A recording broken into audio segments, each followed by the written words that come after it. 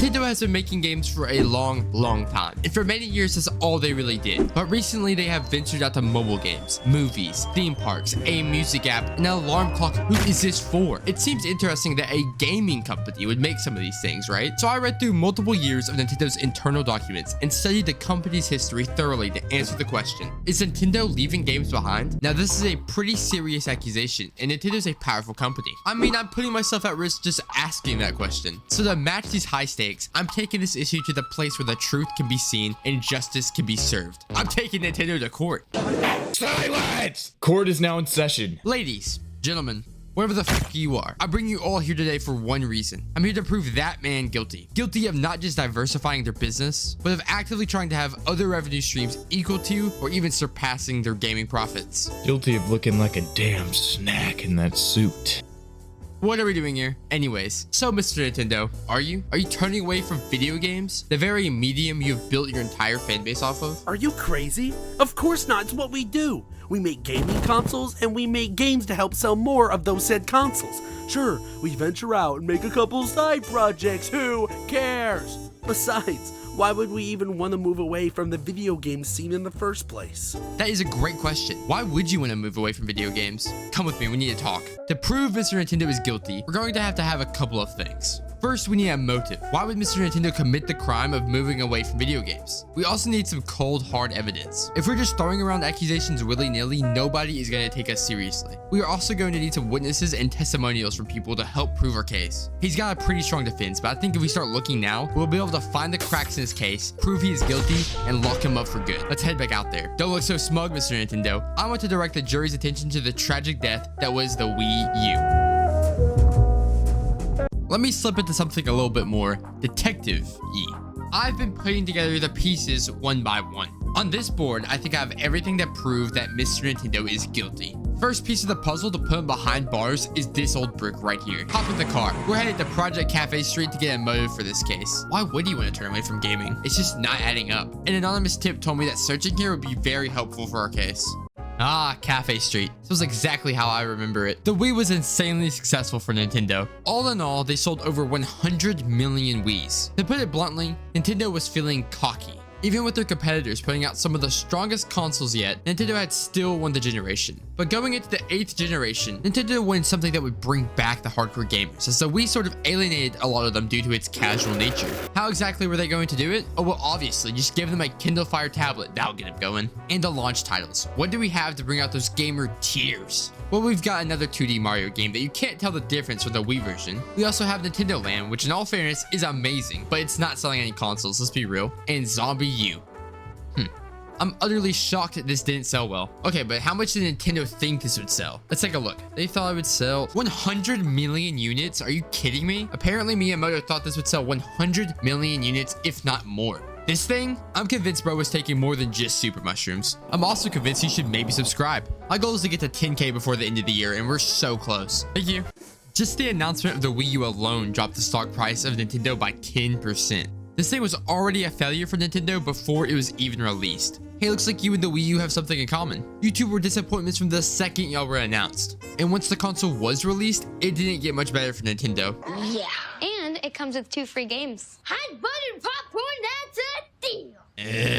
In the 5-ish years that this thing was on sale for, in total it managed to sell a whopping 13.56 million units. Keep in mind the Wii sold roughly that amount in the first year of it being on market. These numbers are actually really depressing. As a big Wii U fan, I hate how underrated this console was. This whole console reeks of Nintendoism. I mean, look at this main menu. Why are we all just under big hovering games? It's clunky, but it has character. I love it. And it's better than the Switch main menu. I mean, shit, this thing looks depressing as hell. In response to the failure of the Wii U, and at the time also the 3DS, the now late CEO of Nintendo, Satoru Iwata, decided to slash his own salary in half instead of firing his employees. He stated that it would be easier for the company to rebound with employees who aren't scared to lose their own jobs. That is leadership right there. I feel like Blizzard fires employees every other month at this point. But wrapping back to the original point, the motive. What does this all have to do with anything? Well, I believe the Wii U's failure was a shifting point for Nintendo. Another failure like that after the Wii U could seriously jeopardize the company. Nintendo is practically putting all of their eggs in one basket each console release. And the success of the company as a whole is directly tied to that console sales and growth. When a console does well, Nintendo does well. When a console doesn't do well, you get the picture. It's gotta be a stressful way to run a company. And seeing their company slowly crumble around them because of one terrible performing console showed them something. They had to diversify the ways they made money or risk not being a company anymore. So it led them to figure out ways to capitalize on their vast library of IPs that they already had in more ways than just game consoles and video games. So boom, that right there is the motive. Mr. Nintendo got uppity about another console failure, so he wants to slowly move into other markets. So if another console fails, their other revenue streams would make up for the loss. You're being absurd. We haven't changed our core values as a company. The Wii U didn't change how we act now. We would be in the same spot with or without the Wii U's failure. Not true. According to Satoru Iwata in 2010, he originally did not want Nintendo to branch out into the mobile game space, as he wanted to keep Nintendo characters on Nintendo hardware. He even went as far as saying that they would cease to be Nintendo if they made mobile games. That's a pretty strict stance. But in 2014, 2 years after the failure of the Wii U was evident, his view randomly changed and he, quote, saw the potential of the market, and then proceeded to plan 5 Nintendo games that were being developed for the mobile markets. Objection! Speculation! Your Honor, this doesn't prove anything. We've had plenty of console failures before. Look at the Virtual Boy, for example. That was a failure. But nobody's making a video saying we are going to go under from it at the time. Objection sustained. On account of still looking like a snack in that suit. Ah! Why are we flirting? Can we quit? Anyways, that's true, but this time was different. You didn't branch out into the movie and theme park business after the Virtual Boy's failures. Speaking of movies and theme parks, I think it's time to put some evidence on the board and take a closer look and break down both the movie and theme park businesses to see how and why you've branched out into them. We're on the scene here at Super Nintendo World to get a better idea of what this place is about and how it came to be. What? Why are you doing that? Don't do that. I don't like that. Stop doing that. So at a time where Nintendo was struggling at the only thing they knew how to do, which is make video games and video game consoles, they decided to leverage their vast library of IPs to make money in different ways. Their first major step in utilizing their IPs was to make a theme park. More specifically, a land at Universal Studios, so less of a Disney World theme park and more of a section of a theme park. I mean, The Simpsons has a land at Universal Studios, and not to say they don't deserve it, but if The Simpsons have a land, Nintendo for sure deserves a land. A common comparison I could see to Super Nintendo Land is the Harry Potter land also at Universal Studios. Both are very immersive lands that alone probably drive a lot of traction for the theme park as a whole. Like, let's be honest, nobody's planning their summer vacation around the Dr. Seuss part of Universal Studios. Come on kids, get in line for the crunk car. But I think there are key differences between Harry Potter Land and Super Nintendo Land. First, and in my opinion the most important, is the location of each land. The Harry Potter land at Universal Studios is smack dab in the middle of the park. And because of the popularity, they have slowly expanded the Harry Potter section. To do so a lot of the time, it has to cannibalize other rides already in the park. Like for example, there used to be a Jaws ride, but it got shut down and turned into Harry Potter and the Escape from Gringotts. It's kind of funny that Jaws got ate up by another ride. Okay, it's not.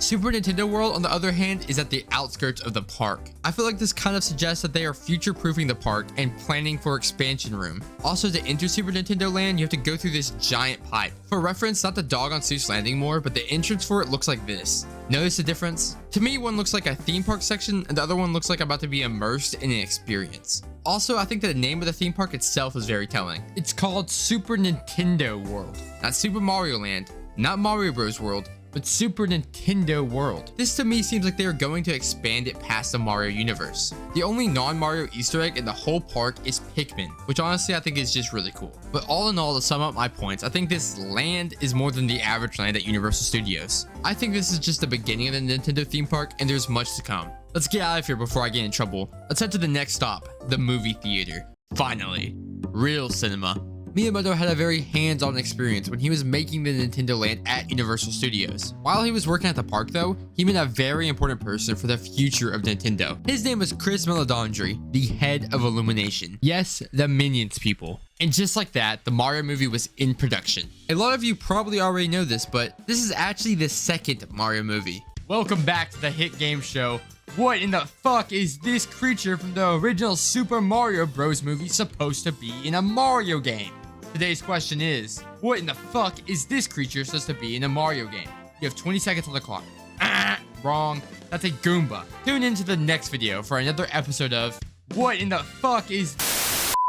The first Mario movie looked like this. Did the director actually even play a Mario game? The slogan for this movie is, "This ain't no game," but it should actually be, "This ain't no good movie," or something. Take that, 30-year-old movie. If you couldn't guess, this movie flopped hard. Domestically, the original Super Mario Bros. Movie made $21 million total. The first day release of the new Mario movie made $31 million. This original flop made Nintendo skeptical of theatrical releases in the future. I'm pretty sure that's why there's such a big gap between the two movies. But returning to theaters, the new Super Mario Bros. Movie grossed $1.36 billion.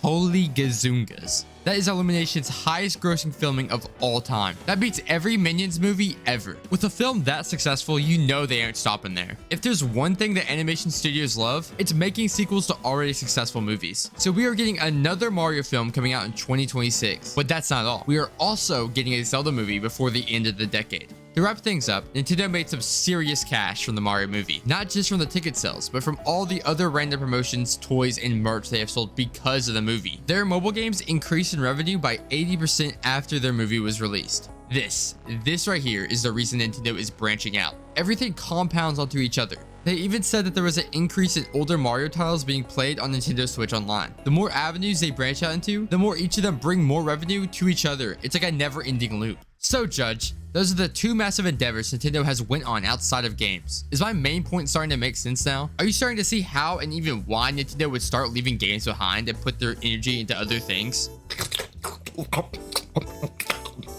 What? For sure. But I think it's time to take a break from speculation and time to look at some cold, hard evidence. Oh yeah? What type of evidence could you possibly even have? All you have brought to this courtroom is a bunch of little theories that have wasted mine and the judge's precious time. Yeah, dude, I could have been grinding Fortnite or something, but instead I'm listening to this crap. You are literally playing Fortnite as you speak. Okay, dude, whatever. I'll show you some cold hard evidence, starting with the annual reports that you release to your investors. The first bit of evidence I want to pull up is your own description of your business. You say that you have, quote, entered the business of utilizing IP such as visual content in mobile applications. And this change is very recent. This line of text wasn't even in your 2023 annual report and was only added to the 2024 one. In that same description of business, the 2013 annual report that came out soon after the Wii U was launched reads, Nintendo continues to pursue its basic strategy of gaming population expansion by offering compelling products that anyone can enjoy, regardless of age, gender, or gaming experience. Pretty box standard stuff for a gaming company. But in the 2024 annual report, that line of text is changed to, in the field of home entertainment, Nintendo Co. Limited and its subsidiaries and associates primarily engage in the development, manufacture, and sales of entertainment products. The 2024 one doesn't even directly mention video games at all. The term entertainment products is so vague but directly shows their plans to not be just a video game company, but an entertainment company as a whole. Still don't believe me? No. I wasn't talking to you. I was talking to the judge and jury. Nope. Nope what? What are you noping? Nopity. Nope, nope. Scare nope. I hate you. You make my life worse than every... Order in the court. You sound like me and the missus. Like, yes, Carol, I haven't taken a shower in 4 days. And no, I don't stink. It's called pheromone maxing. Well then, let me call a witness to the stand. Mr. Shinya Takahashi, would you please take the stand? No, don't go up there. Sit back down. What are you doing? Sit back down. For reference, Mr. Takahashi is Nintendo's Senior Managing Executive Officer. Mr. Takahashi, is it or is it not true that you said, and I quote, I think people view Nintendo as a gaming company, but we have always thought of ourselves as an entertainment company? And is it also true in the corporate management policy briefing? Your company wants to remind executives that we believe we are breaking away from the traditional dedicated video game platform business cycle, and we are building a new foundation for the future. Well then, members of the jury, I would like you to... Fuck, I'm boxed! Members of the jury, I would like you to put aside all preconceived biases. I want you to look at all the evidence and sources that I have brought forth to the table. And I want you to think, is Nintendo leaving gaming behind? I'll give you a minute to discuss. I think we have this in the bag. I mean, look at Mr. Nintendo over there. He's practically hyperventilating.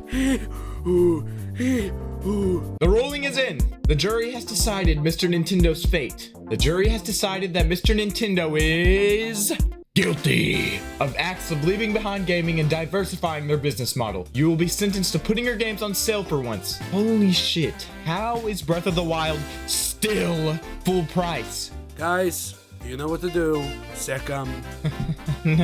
No. Oh, wait. We did it. Let's head back to the house to celebrate. Thank you guys so much for watching. I have a very new Discord server that I need a lot of help with, so if you enjoyed this video and there's anything you want to talk about, whether it's about my channel or gaming, I would love to have you there. If you enjoyed this video, please consider subscribing. I'll see y'all later.